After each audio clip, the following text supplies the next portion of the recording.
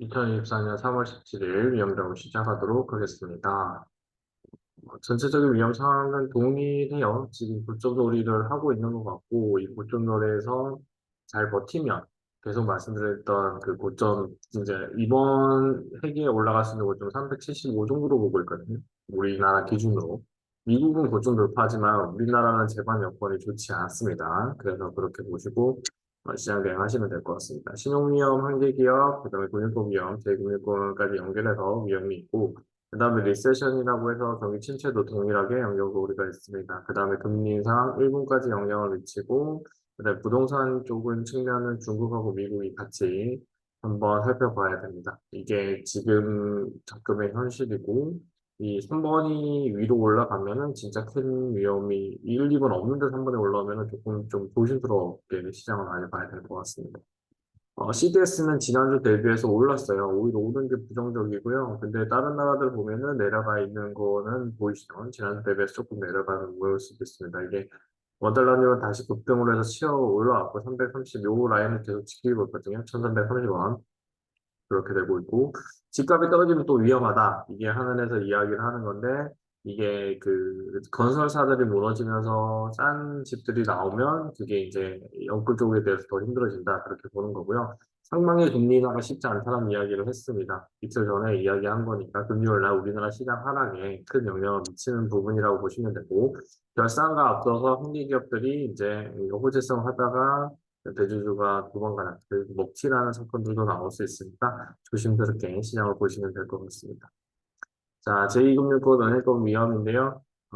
저축은행에서 예고된 동반 실적 우태가 있습니다. 그러나 다른 그 대형 금융사들은 은행이 호실적이다라고 얘기하지만 이 호실적이 호실적이 아니라고 생각을 하셔야 돼요. 실제로. 가계 신용 위험이 높은 수준이라고 했는데 프로젝트 파이낸싱 이 PF의 위험도 커지고 있는데 왜냐하면 메이저들은 안전한 금리를 바탕으로 안전한 자산으로 투자를 한단 말이에요.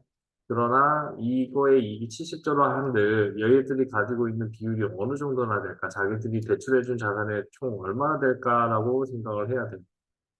이게 지금 잔액 보면 프로젝트 파이낸싱 이게 디폴트가 날 수 있다고 해서 우리가 조심스럽게 보는 거거든요. 202조 원을. 그러니까 70조의 이익이 난다고 하는데 이거랑 대비하면 쉬운 개념은 아니겠죠? 그렇게 보시면 될 것 같습니다. 자, 리세션 경기 침체입니다. 그 연착륙하고 견착률을 그대로 유지입니다. 견착률 확률이 점점 더 높아져야 될 것 같은 느낌이 계속 드는데, 물론 지금은 이제 더 간다 그런 이야기 하시는 분들도 있는데, 그러니까 뭐 사이클 따져서 챗 GPT 파트가 이제 IT 오버처럼 올라갈 수 있다라고 하는데, 그러진 않을 것 같아요.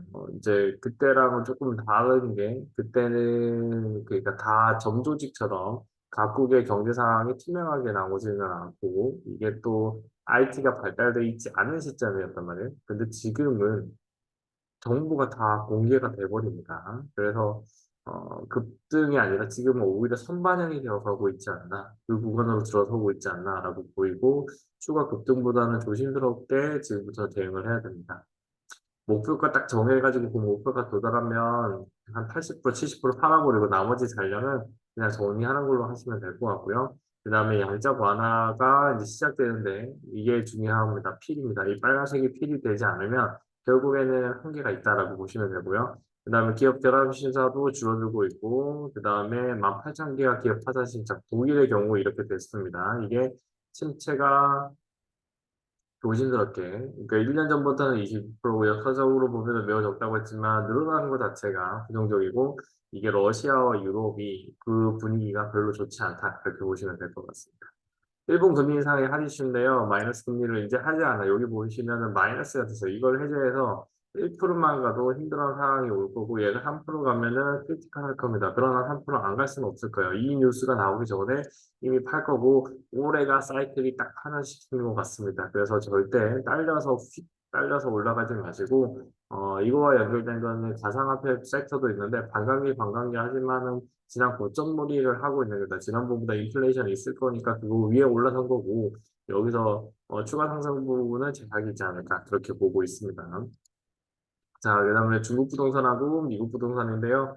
중국에서는 이제 파산할 부동산은 파산해야 된다. 이게 먼저 중국이 구조적 시그널 들어간 거고요. 그러면서 시장이 터지지 않기 위해서 돈을 그러니까 금리를 낮춰갈 겁니다. 그래서 이런 부분이 있고, 미국도 동일하게 중국에서는 부동산이 이거를 미국 부동산을 매각하고 나오면은 미국에 또 똑같이 자산 가치가 하락했죠. 우리나라도 똑같이 영향을 미칠 겁니다. 그러면은 그런 부분에서의 안 좋은 결과물이 나오죠. 우리나라가 코로나 때는 중국에서 많이 왔단 말이에요. 그러니까 매집을 많이 했고 돈이 남아 돌았으니까 전 세계에서. 그래서 그런 것들을 팔 때 그런 것들이 영향을 미칠 거고, 그다음에 미국에서도 부동산이 그렇게 썩 좋은 상황은 아니에요. 그러다 보니까 여기 나온 것처럼 반감기 이야기 되고 있고, 그러니까 커미션을 줄인다, 그러니까 부동산 거래세를 줄인다는 건데 결국 거래가 안 일어나면 의미가 없겠죠. 오히려 이 관련된 업종은 더 힘들어지는 거라고 보시면 될 것 같고, 일본이 투자한다는 것도 조금은 애매합니다. 이게 부동산 시장을 공략하겠다고 했는데 결국엔 실리콘밸리처럼 신성장 산업 동력이 있는 지역은 괜찮은데 그렇지 않은 경우 힘들 거고요. 배터리 산업 벨트가 이제 서로 부딪힐 때 그게 영향이 일어난다라고 보시면 되고, 지금은 블록 경제화 돼가잖아요. 우리나라는 미일 경제에 들어간 거고 중국이랑 척을 잡으렸어요. 여기 중간에 낑길 수 있었거든요. 그러니까 그런 좀 상황이 벌어져 버렸기 때문에 이 부분이 이제 어떻게 되면 우리가 그때 음, 러시아가 또 규제되고 IMF 터졌을 때 우리나라는 무기로 받고 막 그랬잖아요. 노태우 정부 때 그렇게 했을 거예요. YS 정부 때도. 그때도 모른 척 하면서 그냥 쓱 지나갔다 말을 안 한다. 모호하게 했단 말이에요. 그러니까 모호성이 있어야 되는데 이번에 너무 선명하게 나오는 것 자체가 그게 힘든 상황을 만들어내고 있습니다. 전체적인 제방 경제가 힘들어지는데 큰 영향을 미치고 있다. 그렇게 보시면 될 것 같고, 이 부분이 조금 해소가 되어야만, 좀 전체적으로 우리도 같이 살아갈 수 있다라고 보시면 될 것 같고, 일본이 지금 이제 미국 부동산을 할 때 이렇게 성장하는 산업들에 대해서, 성장하는 지역에 대해서 대규모 개발에 들어간다고 할지라도, 결국은 실리콘밸리 같은 우량한 지역만 성장할 거고요. 그러지 못할 경우에 힘들어질 수 있다라고 보시면 될 것 같습니다. 전자 배터리 쪽은 좀 전에도 말씀드린 대로 힘들어질 수 있다. 그렇게 보시면 될 것 같고요. 전체적인 위험 사항입니다. 위험 사항이 너무 이제 너무 많이 보셨죠? 계속 보신 분 아마 익숙해졌을 것 같아요. 이제 그 마무리를 해드리면 이 위험만 남아 있어요. 그러다 보니까 너무 뻔해 보이거든요.